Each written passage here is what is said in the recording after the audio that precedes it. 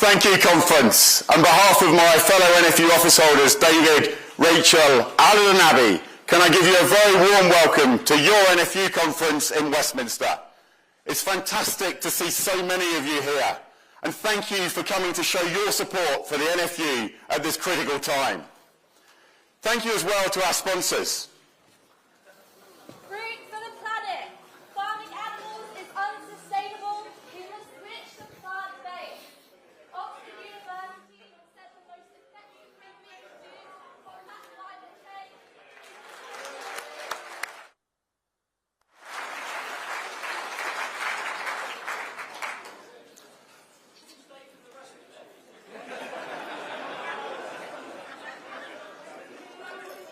Obviously, the security fence couldn't keep everybody out, could it? But anyway, thank you very much to our sponsors, especially our platinum sponsor, Frontier Agriculture. For many of you in this room, it's not the first time that we've been in London together this year. At last conference, who could imagine the turmoil that we'd be going through this year? Our conference this year is based around the foundations for the future. However big the challenges are, we've got to face into those challenges and find the solutions. Today, I want to talk about how we can do that in our businesses. But as we all know, farming is a little different. in that many of the solutions lay in the hands of others. Much of our ability to deliver stability and growth lays in the hands of government. There were only 87 words in the Labour manifesto about agriculture. But some of those words gave us great hope and even belief for the future. Promises on imports, binding targets for British food for the public sector, a recognition that food security is national security. On most of these, we're still hoping, but we recognise that these are still early days for a new government. But ministers had hardly found their way to their new desks when they broke their first promise. And it's the one which overshadows all else, wiping out our ability to plan, to invest, and often to hope. It hangs over our farms, our families, our future, the family farm tax.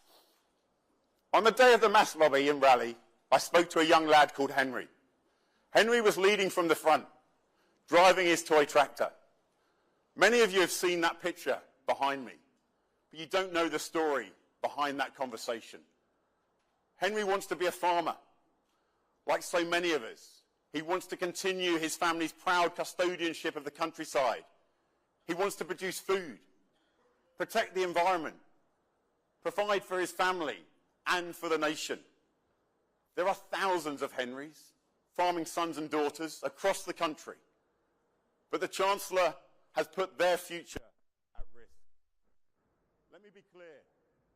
This policy is morally wrong and economically flawed. It's wrong because we were all promised it wouldn't happen. And conference, when you make a promise to farmers, you keep it.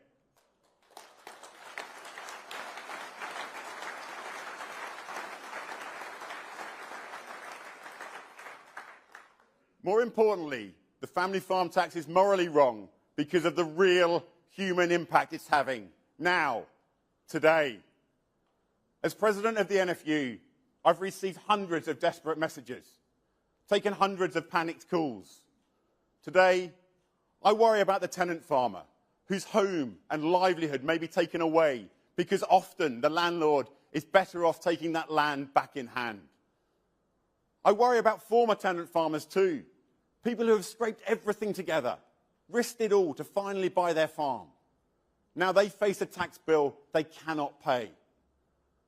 I worry about the next generation, like Henry, whose entire future in the industry is now in question.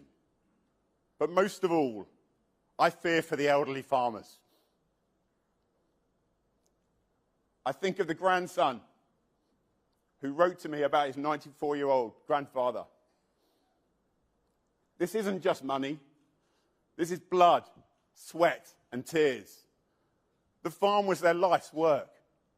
But as they've grown older, the farm has also become their pension, because that's what they were told to do.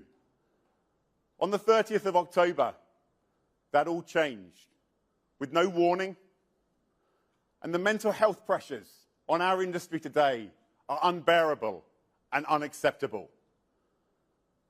As difficult as this is for me to say and you to hear, many older farmers are now facing that very real dilemma that unless they die before April 2026, their families will face a family farm tax bill they simply cannot afford to pay.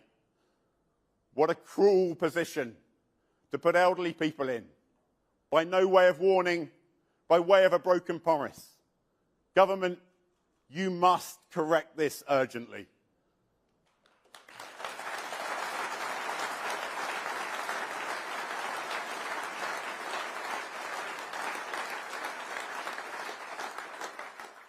The family farm tax is also economically flawed.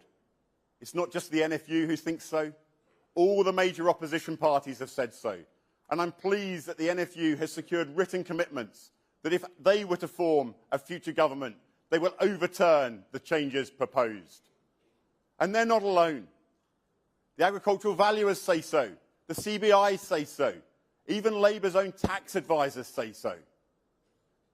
And I also today want to commend those principled Labour MPs who've had the decency to speak out.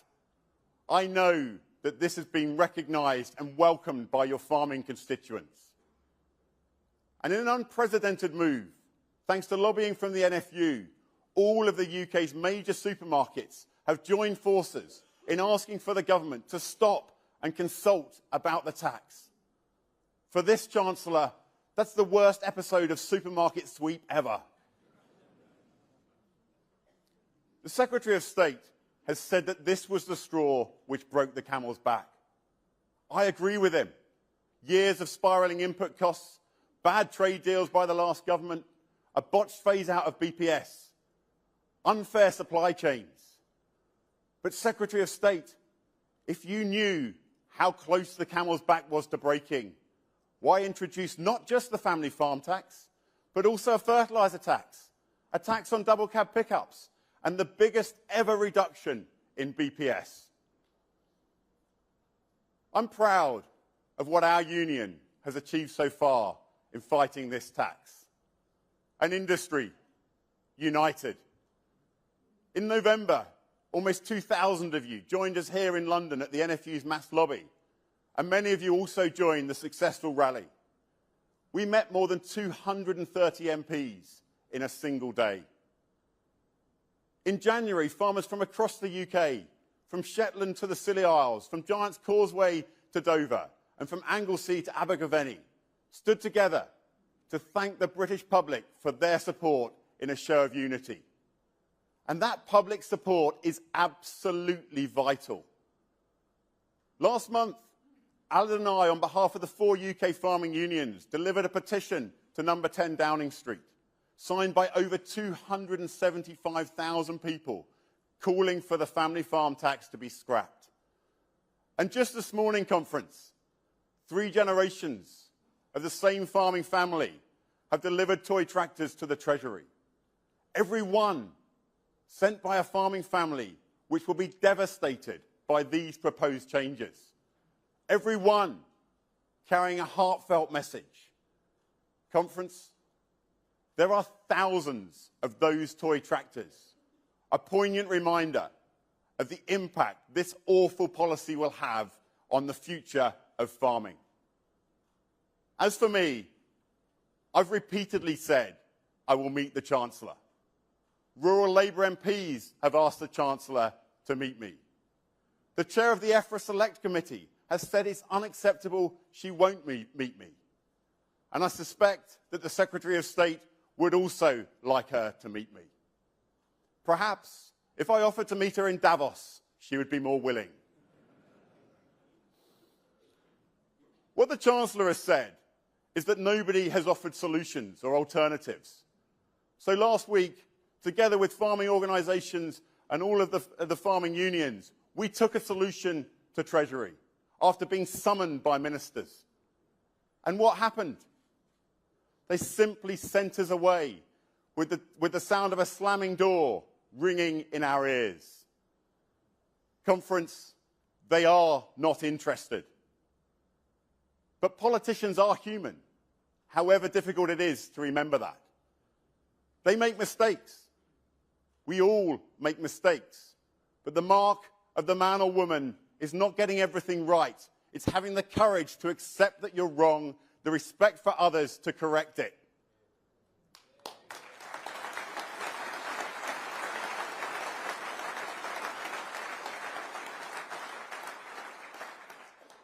The government didn't think the family farm tax would make the headlines.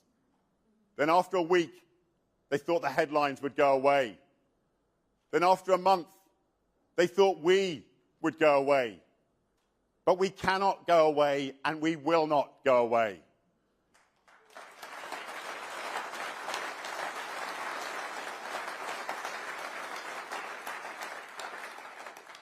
So, conference, let us send a message clearly from this room today, alongside our fellow farming unions across Britain. We will not stop. We will not give in. We will fight this family farm tax until ministers do the right thing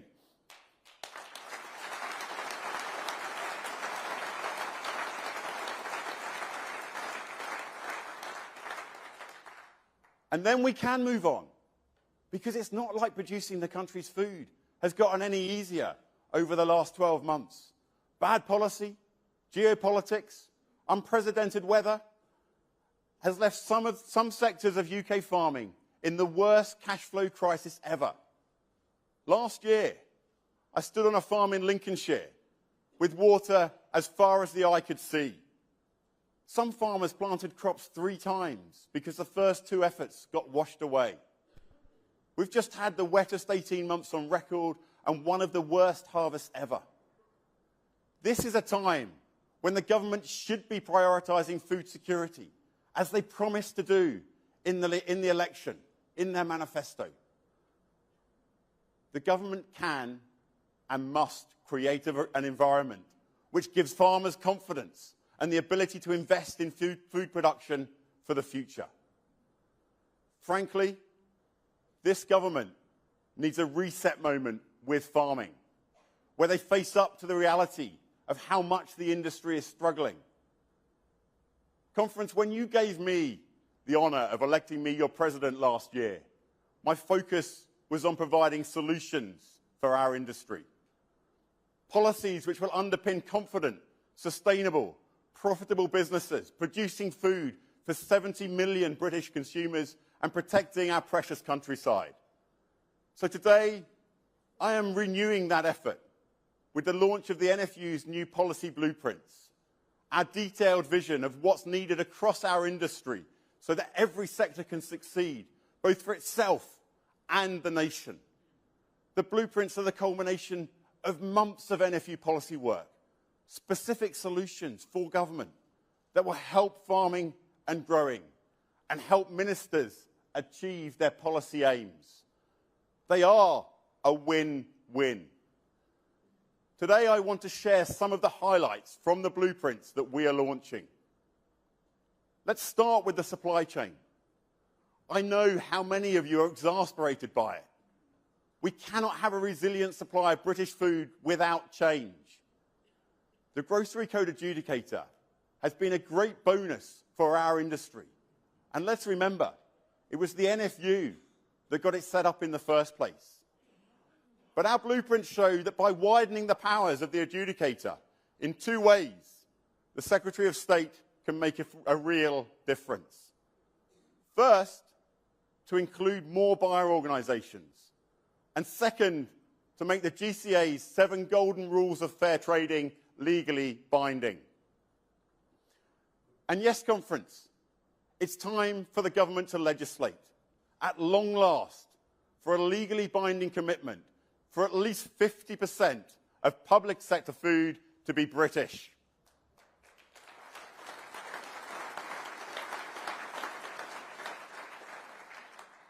British food is renowned around the world. Every day, farmers and growers work hard, producing food to world-leading standards. What the previous government did when signing its early trade deals, forcing us to compete against food produced to lower standards, was unfair, unworkable, and wrong. This new government has the opportunity to set a new course.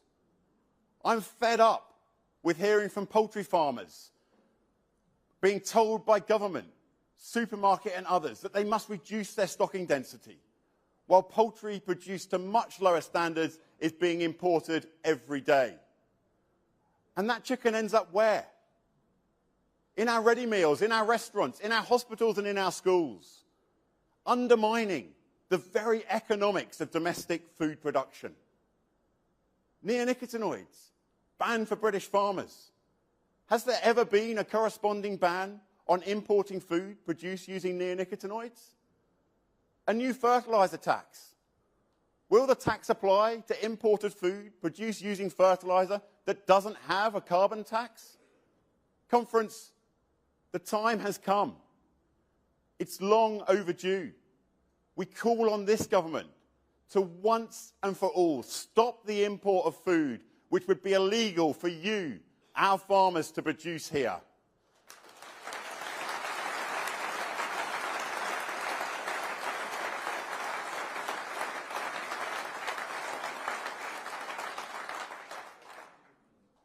And just as we are proud of our world-leading food standards, we're proud of our world-leading environmental standards too.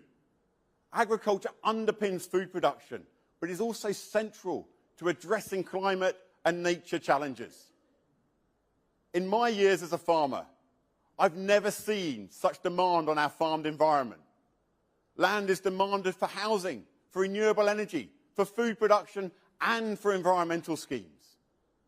Only this month, the National Preparedness Commission has said that food security should be legally mandated. And it's right. To deliver on the government's commitment that food security is national security, we must have a legally mandated food security target.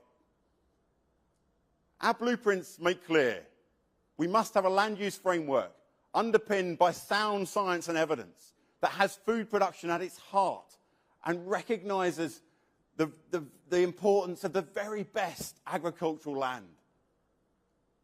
Agriculture in the farmed environment is being shortchanged by our planning system, and this must end. With government matching its rhetoric with action when it comes to planning reform. I'm sick and tired of seeing investment turned down that could grow a business and reduce its environmental impact. We see applications turned down for slurry stores, for climate-friendly buildings, and for critical infrastructure. So today, we are calling for food impact assessments to be carried out on all planning applications. Of course,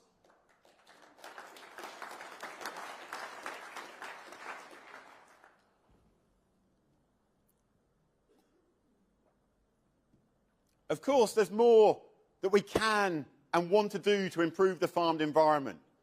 The government can support the industry-led approach to reducing ammonia emissions and can further incentivise improving soil health both through the SFI and through better data collection. I know that improving water quality is one of the key priorities for the Secretary of State, and it's one of ours too. We're proud that since 1990, fertiliser use on British farms has halved. Soil nitrate balances have reduced by over a third, and soil phosphate balances have reduced by over half. This is good progress, but still, the agricultural industry must accept the responsibility when some challenges arise to water quality. But to continue to go further, our blueprints set out the actions required to invest in new technology, updating ageing infrastructure, and we show how local authorities and regulatory bodies can support the work of the Secretary of State. But another threat to our environment is too often overlooked, that of disease. For the past decade, the NFU has worked with government to deliver a comprehensive science and evidence-based TB eradication strategy. We've achieved a 20-year low in TB herd breakdowns in England. But this terrible disease continues to plague farmers and their livestock. In Wales, our members are in a different place. Whilst the NFU Cymru TB Focus Group has achieved successes in the handling of TB breakdowns, the numbers tell a harrowing story. Over 12,000 cattle were slaughtered in the year ending September, a 27% increase year on year, and the most since 2009. And I know that tackling bovine TB remains the #1 priority for ALED and NFU Cymru. But Welsh Government, please listen and learn from the experience of other countries in tackling this dreadful disease.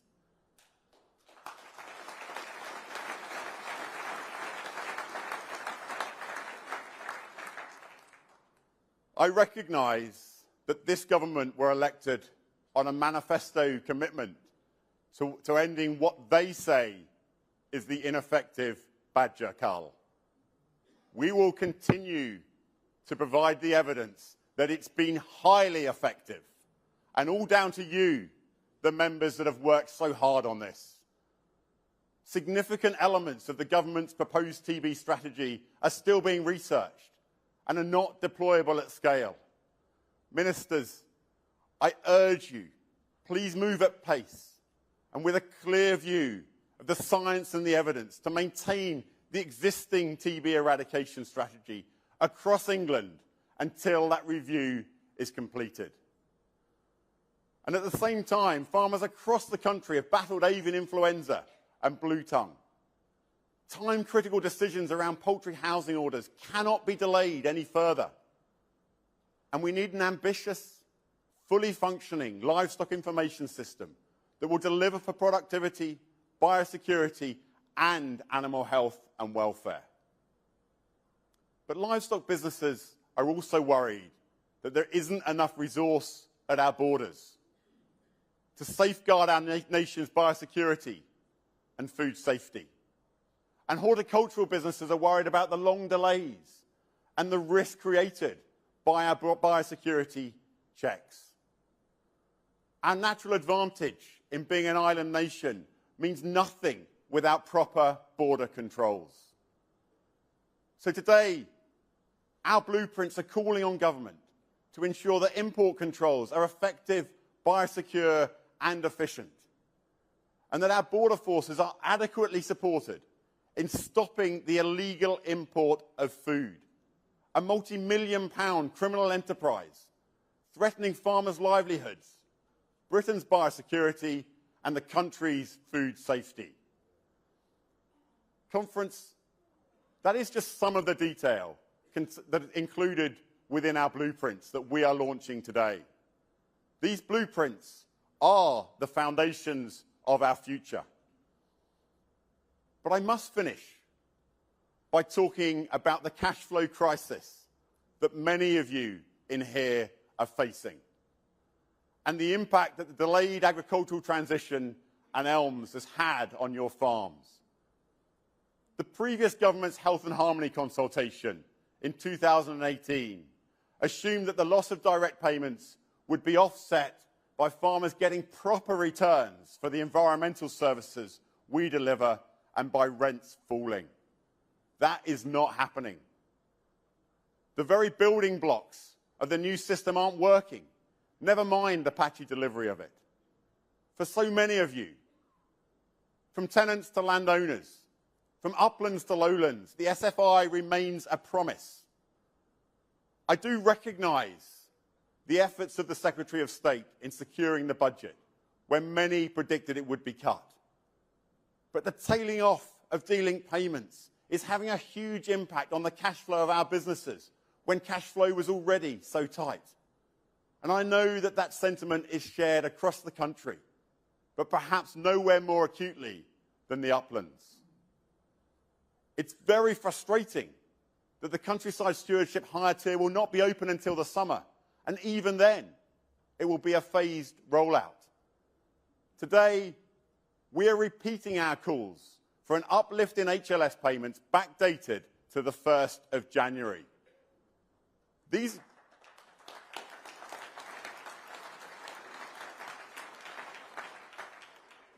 agreements have not seen their payment rates improve since they started. And farming's original environmentalists, the early adopters, are being unfairly penalised. As I said a moment ago, I recognise how difficult it was to secure the farming budget. But when I hear claims of the largest ever budget being committed to sustainable farming, I need to challenge this. This budget is now for environmental services, provided by farming for society. It's a contract of public money for public goods that enables the government to try and meet their legislated environmental targets on behalf of 70 million consumers. We all know the budget is inadequate to deliver the commitments of the previous government that this government has inherited. To deliver these targets requires a multi-annual budget, totalling £4 billion a year in England and £5.6 billion across the United Kingdom. We have made this case line by line, in our response to the government spending review.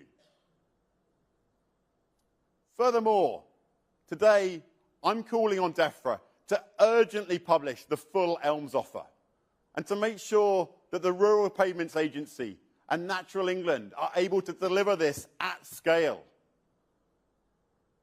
Conference, I have never seen such a crisis of confidence in our industry.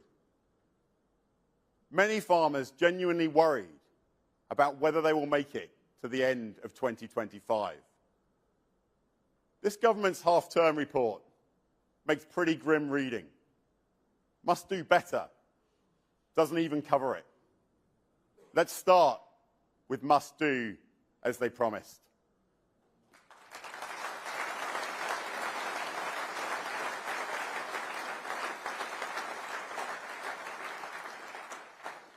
Or perhaps, in the finest traditions of teaching, my comments on the Chancellor's report card should say, "See me."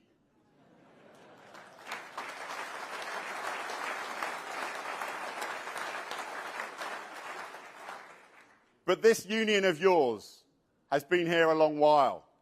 And a skip through history tells us that when we play the long game, we so often get it right. That's no different today. So let's finish on a note of hope for our businesses. For 117 years, the NFU has shown that when we work together, when we speak with a united voice, we get the job done. In the last year alone, we've fended off the right to roam, we've won a £60 million flood recovery fund, we've secured 45,000 seasonal workers for the horticultural sector. After years of waiting, new legislation has finally been laid in Parliament to ensure fair and transparent contracts for dairy farmers. And I would like to pay a warm tribute to our friend Michael Oakes MBE for his work in this area.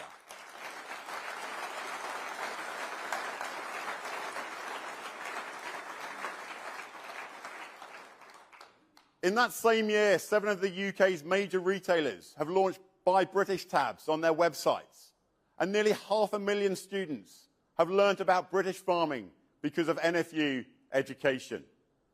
We've secured fairer labelling for the egg industry during AI outbreaks. The government now has a duty to report on food security, and we've toughened the legislation on hair coursing and equipment theft. We did all this together. In tough times, it's easy to look at the problems. But we can be proud of what the NFU has achieved for farming and growing this year.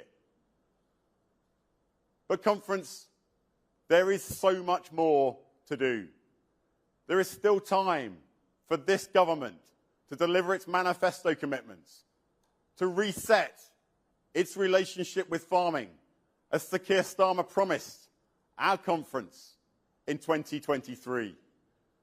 If ministers work in partnership with us to deliver these blueprints and finally do the right thing on the family farm tax, then the foundations for the future can look a lot brighter.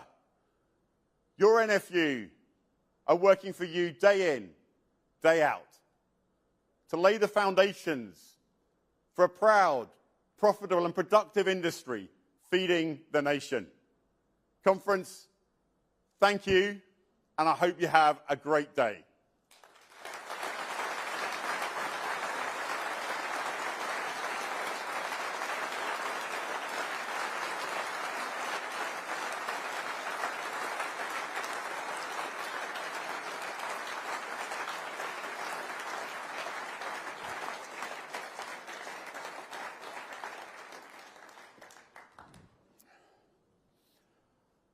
I would now like to hand over to the Right Honourable Steve Reed MP, the Secretary of State for DEFRA.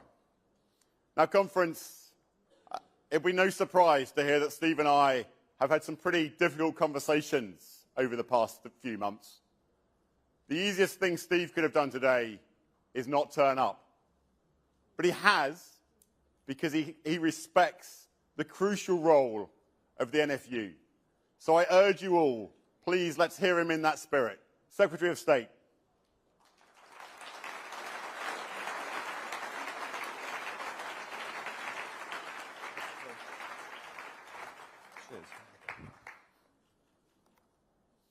Thank you very much, Tom, for inviting me here to speak today.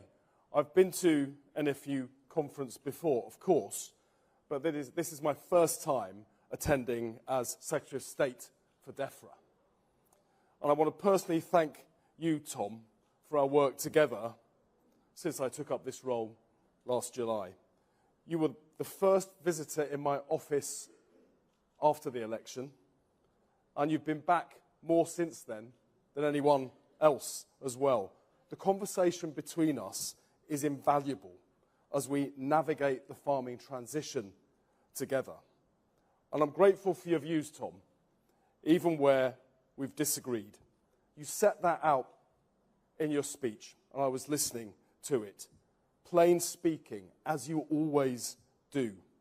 And I know it's reflected here today, and the protests that we've seen in recent months in Westminster and around the country. But even if the conversation gets difficult, I will always show up to have it because I respect this union and I respect British farming.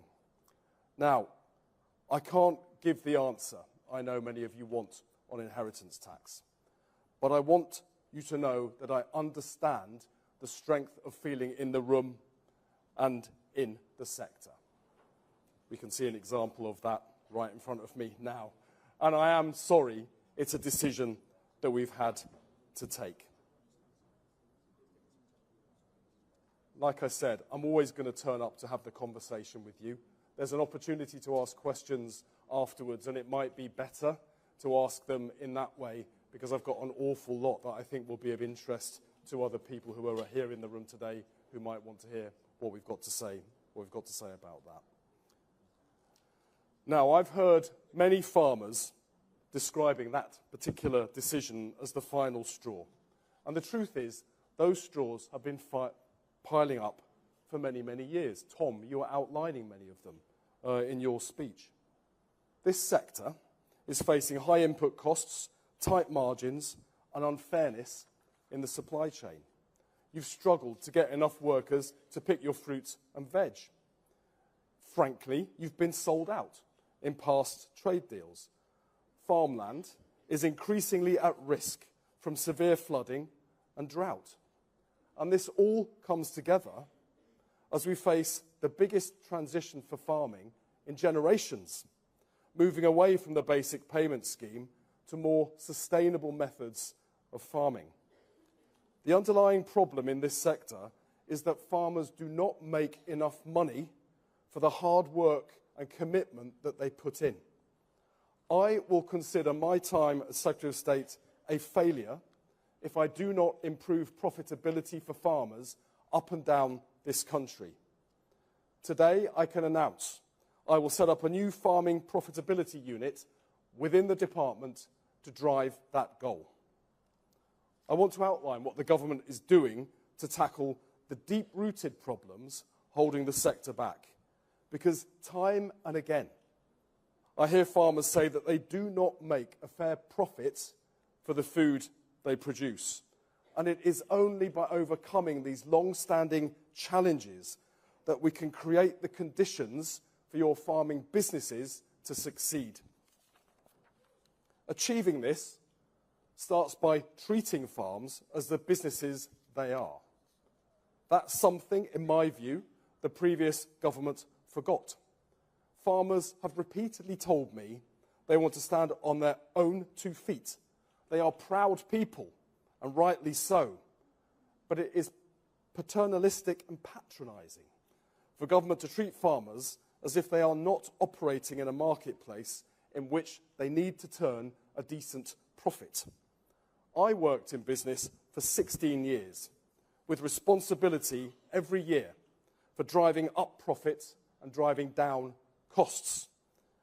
British farming has some of the hardest working, most creative people anywhere in the British workforce. But a sector that isn't profitable doesn't have a future. I know that from my own long experience in business. My focus is on ensuring farming becomes more profitable because that is the best way to make your businesses viable for the future. And that's how we ensure the long-term food security this country needs. This approach will underpin our 25-year farming roadmap and our food strategy, where we'll work in partnership with farmers to make farming and food production sustainable and profitable. We'll work with farmers and stakeholders to build that roadmap together, covering every part of the sector. And the first workshops will start next week. The roadmap stands on 3 principles. First, a sector that has food production at its core.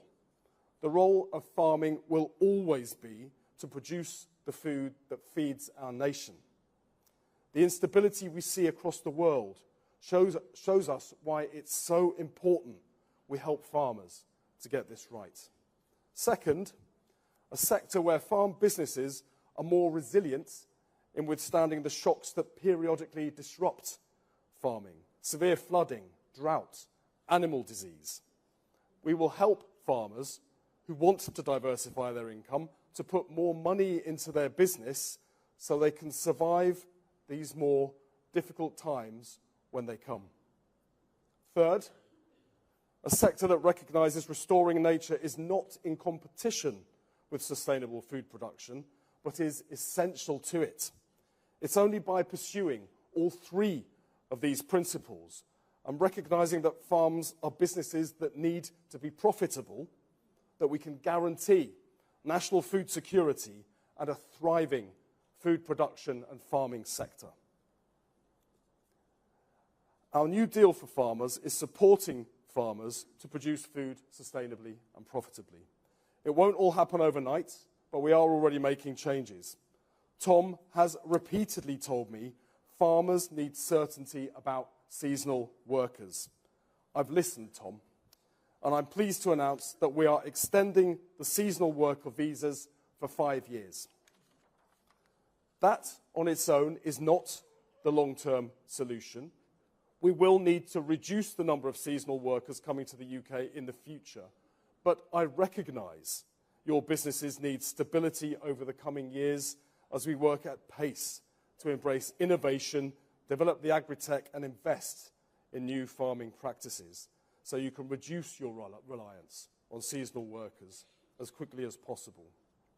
We are making the supply chain fairer, with new regulations for the pig sector coming in by the end of next month, in March, to make sure contracts clearly set out expectations and only allow changes if they've been agreed by all parties. We are engaging with industry on similar proposals for eggs and for fresh produce. For the first time ever, we are measuring where the public sector buys food from, so we can use the government's own purchasing power to back British produce wherever we can. I've worked with my colleague Pat McFadden in the Cabinet Office to create new requirements for government catering contracts to favour high-quality, high-welfare products that British producers are well placed to meet. This means British farmers and producers can compete for a fairer share of the £5 billion a year the public sector spends on food. That's money straight into farmers' bank accounts to boost turnover and boost profits. Ours is an outward-facing trading nation, but I want to be clear. We will never lower our food standards in trade agreements. We will promote robust standards nationally and internationally, and will always consider whether overseas produce has an unfair advantage. British farming deserves a level playing field where you can compete and win, and that is exactly what you'll get. We will use the full range of powers at our disposal to protect our most sensitive sectors. Innovation and technology will help farmers produce more food, more sustainably, and more profitably. I'm delighted to announce that legislation to implement the Precision Breeding Act for plants in England has been laid in Parliament today. This offers huge potential to transform the plant breeding sector in England by enabling innovative products to be commercialised in years instead of in decades. And we are reinstating the Precision Breeding Industry Working Group so the whole food supply chain can work together to bring new food and feed products to market faster. We are investing in the UK agri-technology sector with a further £110 million in farming grants being announced today. In the spring, we'll launch new competitions under our Farming Innovation Programme for groundbreaking research that will help the sector transition towards net zero and unlock opportunities from the Precision Breeding Act. This is not just for the biggest farms. We will help farms of any size access technology that makes a real difference to the bottom line over the years ahead.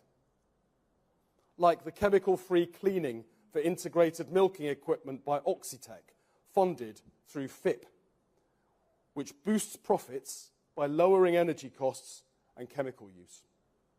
Our new ADOPT programme will fund farmer-led trials that bridge the gap between these new technologies and their use in the real world, showing farmers that their investments in new technology will deliver financial returns and boost profits. And once technologies and equipment hit the market, we are making them available through the Farming Equipment and Technology Fund. Products like the electric weeder developed by Rootwave to reduce chemical use. We will launch another opportunity this spring to bring more products to the farm gate.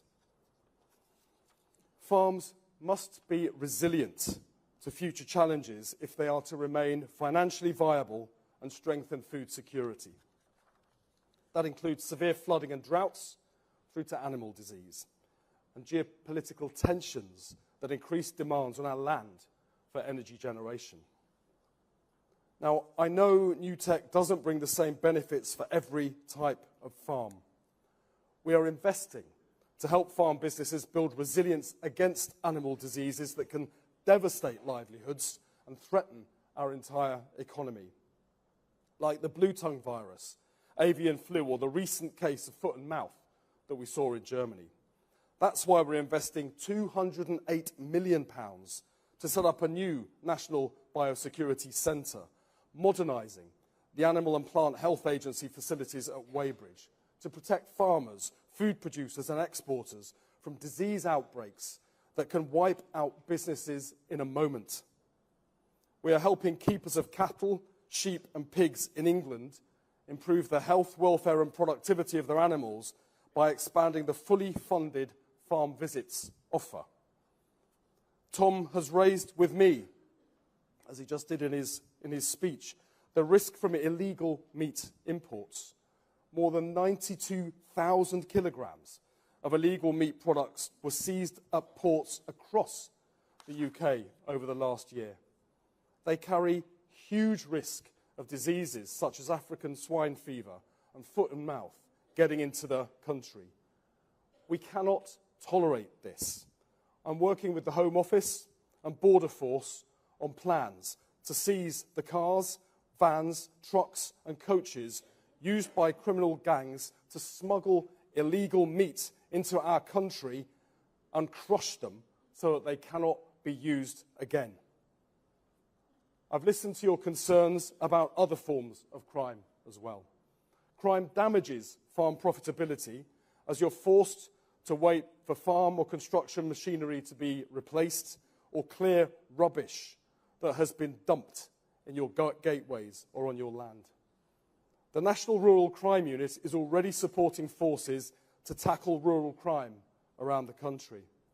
To strengthen our approach and to protect your profits, the Home Secretary, Yvette Cooper, will lay the legislation this year to better protect agricultural equipment like all-terrain vehicles by requiring immobilisers and forensic marking as standard. At the Oxford Farming Conference earlier this year, I announced new ways to help farmers remain profitable and viable even in a challenging harvest. We will consult on national planning reforms this spring to make it quicker for farmers to build new buildings, barns and other infrastructure to boost food production, and ensure permitted development rights work for farms to convert larger barns into a farm shop, a holiday let or a sports facility if that suits their business planning.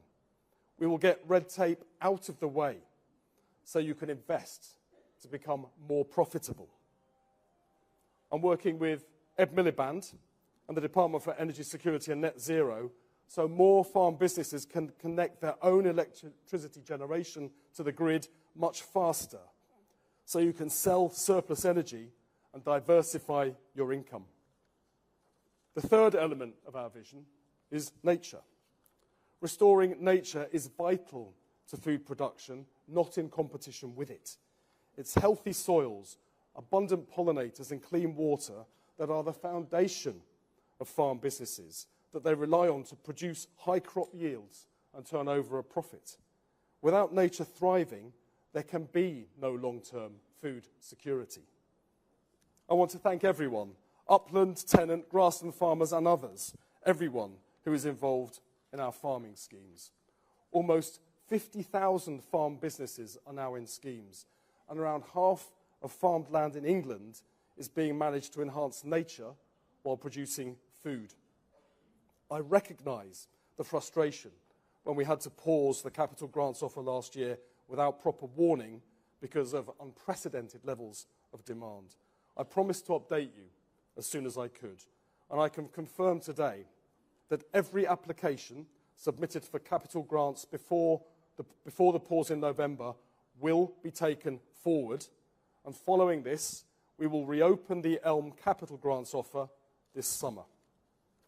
I'm also pleased to announce that we're investing £30 million to increase payment rates in higher level stewardship with immediate effect, to bring them more closely in line with our other farming schemes, something the NFU and others have long called for. You just called for it again, Tom. These farmers are the pioneers of nature-friendly farming, often based in upland areas. They deliver high-quality environmental outcomes. Now, finally, they will get a fair price for their work.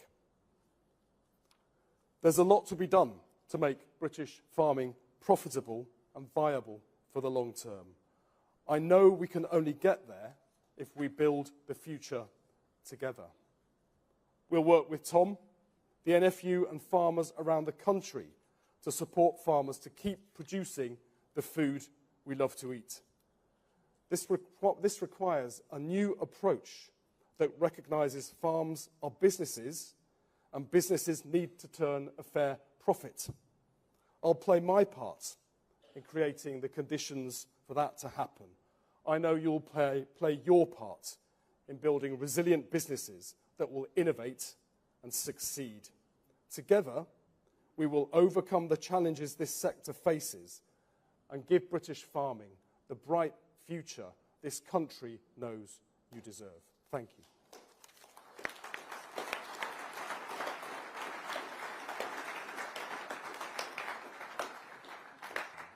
Hello everybody, my name's Charlotte Smith, and as you will see, I hold the clipboard of self-importance, and that means that for the next 20 minutes or so, I am in charge. This actually is your chance, everybody, to ask questions of both your President and the Secretary of State. There are a few rules. Can I ask that they are questions, that they are polite, to the point, and short? Our aim here is to hear from as many people as possible. So if you can keep your questions short, and indeed the answers to the point as well, then that will please everybody. You can ask questions via the app. Many people, it will not surprise you to know, have already started doing that. So if I could ask David Passmore, Joe Stanley and Tim Frampton to come to the microphones, which you'll see in the aisles here. While they make their way, let me ask a question. And this is really an amalgamation of many of the questions that we've had. What they're asking, Secretary of State, is what do you really think of the inheritance tax policy? And what... There's more. And what impact do you think it's having on your ability to deliver your agenda at DEFRA? Well, I mean, first of all, I am genuinely sorry at the shock that that decision created across the sector. And it happened because we inherited a much tougher financial set of circumstances. Do you think than that we expected. it's a good idea? Than we expected. And stabilising the economy is one of the most important things we need to do, not just for this sector, but for every sector in the economy. Now, I've spoken to people who are, every farm is a business. Businesses have tax advisors. If you take advice on succession planning, people can minimise their liability to the lowest level that it needs. Level that it needs. Just a moment. To be. If you don't have a microphone, it's really difficult for everybody to hear you. So all they hear is rah, rah, rah, which really doesn't. Excuse me. It really doesn't get us anywhere. So if we can just let the Secretary of State speak. Can reduce the liability to the lowest level that it needs to be. But I was struck. I spoke to farmers in the protest. I speak to Tom a lot. Tom doesn't hold back.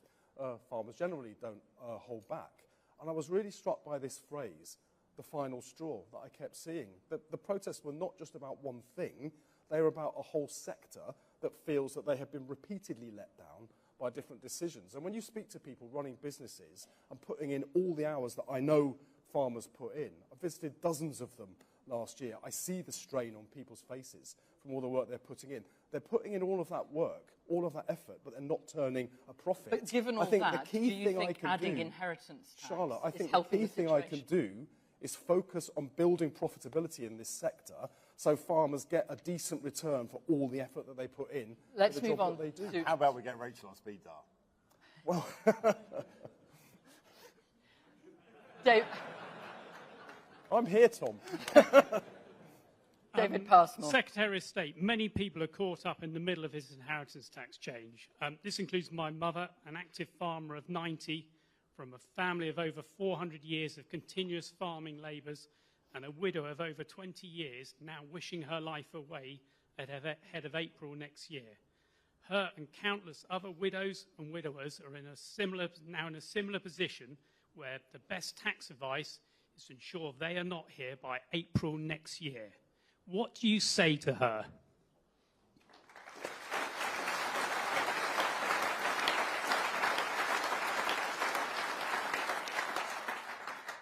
Well, first of all, I'm really sorry about the individual circumstances. Genuinely and truly, I'm very, very sorry to hear that. But it's very difficult for me as Secretary of State to comment on individual circumstances. I can't do that. But I've explained to you why we had to take a decision that I know has been very, very difficult. But we will focus in the future on making farmers more profitable, because that seems to me... Profitability won't help these people. You say 7 years, they haven't got 7 years. An uplift in farm profits won't stop some of these people thinking of doing the unthinkable. It won't. It's just nonsense. I hear what you're saying, but I genuinely can't comment on individual circumstances. No, what about the principle then of people, many people who are in the same position as David's mum, when if they die before next April, they will feel that's doing their family a favour, brutally. Well, again, I'm not going to. Surely there's a mechanism. I'm not going to comment on circumstances like that. I mean, the fact is, you're not you're acknowledging that these people are just a bit of friendly fire, collateral damage of tax policy. That is appalling. Even despite the changes.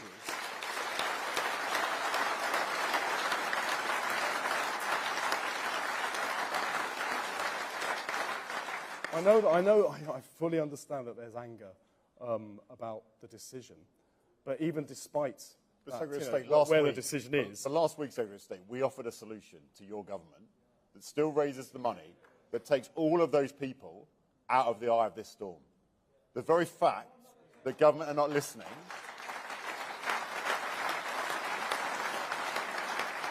that is really tough. It is tough. I recognise that, Tom. We've had that conversation in private as well as having the conversation in public as we are now.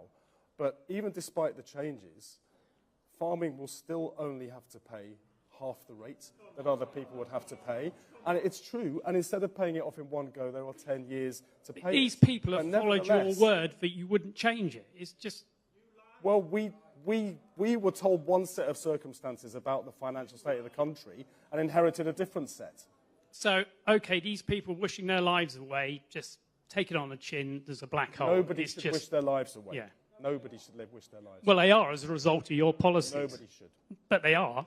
But there is no consideration of a way round that, a loophole, you counting the 7 years as shorter if you're over a certain age. The Chancellor announced the tax policy in the budget, and the Chancellor's been clear, as the government has been clear, the tax policies stand. She hasn't been overly clear. Let's move on. A question from Joe Stanley. Joe Stanley, County Chair for Leicestershire, Northampton, Rutland.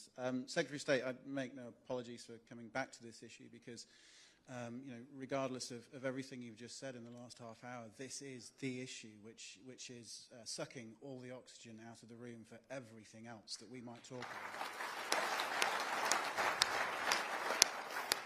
When every farm business owner, farm finance expert, farm tax planner and farmer representative body is able to demonstrate to you and your government that you have your sums wrong on agricultural property and business relief, why do you continue to think you know better? Well, I'm very sorry that you take that view, but I don't agree with the premise of your question, that the figures are wrong. They're based on actual data, not projections, actual data. And I know as well, from speaking to tax planners, that if farmers, like any business, organise their succession planning, you can dramatically reduce your liability. That's the fact of it. This is the real world, Secretary of State, not the theory world where everyone has a perfect way of minimising their tax take. And why, if this is all about maximum revenue for the Treasury, are you insisting on people to minimise their tax take? That seems like an arse-about-face way of doing a tax policy.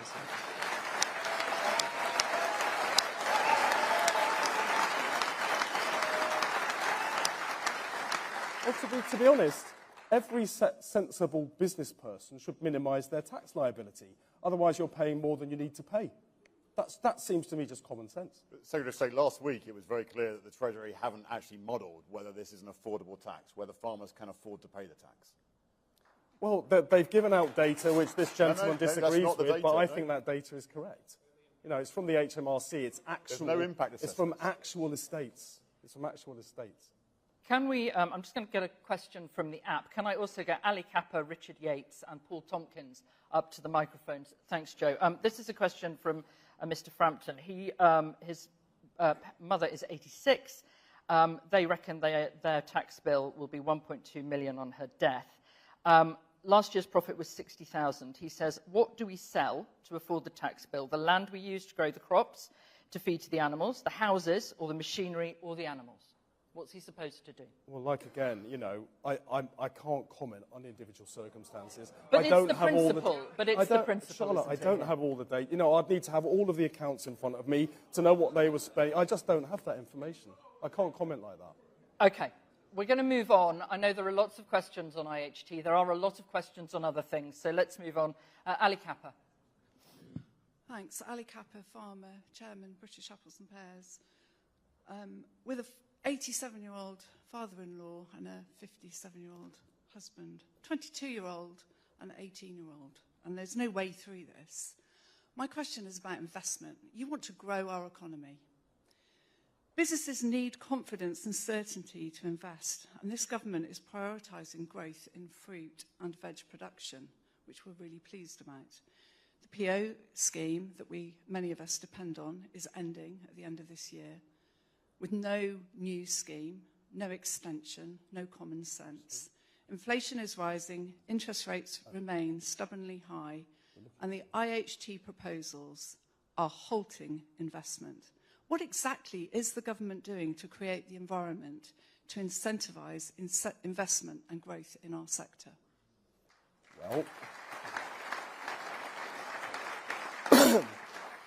you're illustrating how tough it's been in this sector, not just now, but actually for many years. A lot of the things I was just outlining in my speech are how we're starting to take action now to boost confidence and bring investment into the sector, what we'll be doing in the future, and how we'll be working, particularly on the farming roadmap, with the sector to do it together.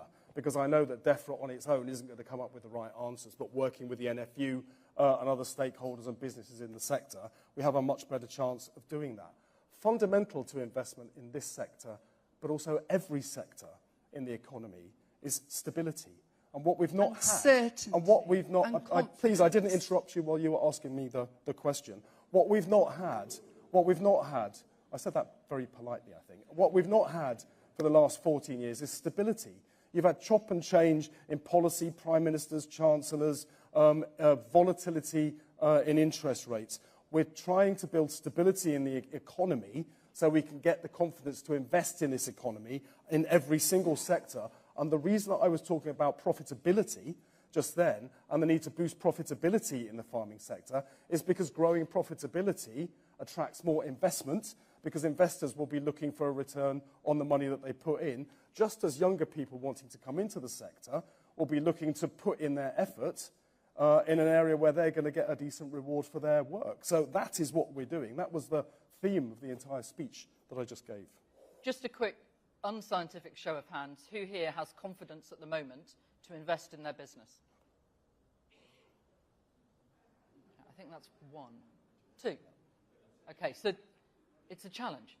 Well, the reason that I outlined all those things we want to change is because I recognise it's a huge challenge. Okay, let's hear a question from Richard Yates. Richard Yates from Shropshire.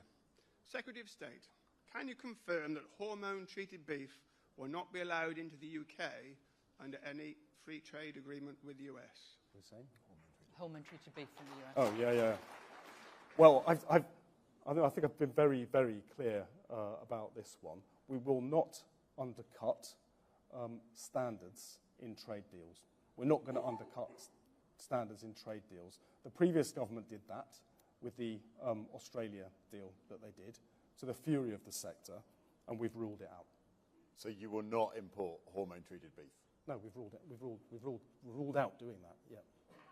What about, which has come up before, the treating imports in the same way that you are putting rules on farmers? So, for instance, crops grown with neonicotinoids, farmers, as you will have gathered, are really angry about the fact that we import quite a lot of crops grown with neonicotinoids. Yeah, well, I mean, neonics has been a strange situation for quite a while because they were banned, but then every year an exemption was given. So I don't think the issue was being dealt with holistically. We've announced we're not going to continue giving those exemptions. We now need to look at what we're going to do on trade as well. Okay. This is another sort of mushed together question. The NFU is talking about needing £4 billion a year in England, 5.6 billion across the UK to meet your environmental ambitions. If in the comprehensive spending review later this year, the Chancellor says you can't have that money, because that's a lot of money, what's plan B? Well, I can't speculate on a spending review that's still underway. We're having conversations with the Treasury, and so is every other department. But it's no mystery, it's no secret, the state of public finances and the economy that we have inherited. The Chancellor has been crystal clear the fiscal rules apply, because that's the way that we stabilise the economy, and there will undoubtedly be difficult decisions. I'm not going to guess what they might be in the future, but I think people who are lobbying, like the NFU, for change need to be realistic about the situation that we're operating in. And if you're saying, well, you want £1 billion extra put in this budget, you need to tell up by £1 billion in order to put it in, because the reality of the situation is that's how it works. We're running out of time, so I'm going to rattle through some of the questions that we've got here on the app. This is from Paul Tompkins. He says, the foot and mouth outbreak in Germany has served as an unwelcome reminder of the vulnerability. He said, I'm so sorry, Paul. I didn't see you. Please ask your question. You did call me, didn't you, Charlotte? Sorry. I'd slightly modified it as well. Oh, go on then. Steve was kind enough to, I'll be quick, to address that actually in his opening remarks. So I was going to ask that we were promised another round of the slurry infrastructure grant worth £75 million to enable dairy farmers to invest in their water quality, air quality and nutrient use. Will you commit to this third round of the scheme And if not, where has that committed money gone? Well, I mean, some of the grants will need to wait until the conclusion of the spending review, which ends in June. We're having conversations right now, so we will be able to make announcements. The difference with this spending review is it's a 3-year spending review. I mean, one of the problems with, well, not just that grant, but other grants, is it's not been clear what's going to happen year to year, and that does make it difficult to plan and to invest. So we're looking to give more certainty in the spending review, but we need to let it conclude before I can give clear answers to some specific questions, at least.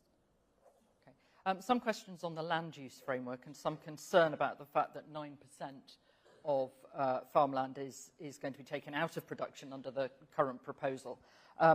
What impact do you, the worry is the impact that will have then on our ability to feed ourselves? Well, the land use framework's a consultation. We've got a consultation underway now. We will announce the conclusion of that in July. The NFU is participating in that, and I think that's the sensible thing to do. But even when the land use framework is finalised, there will be no compulsion.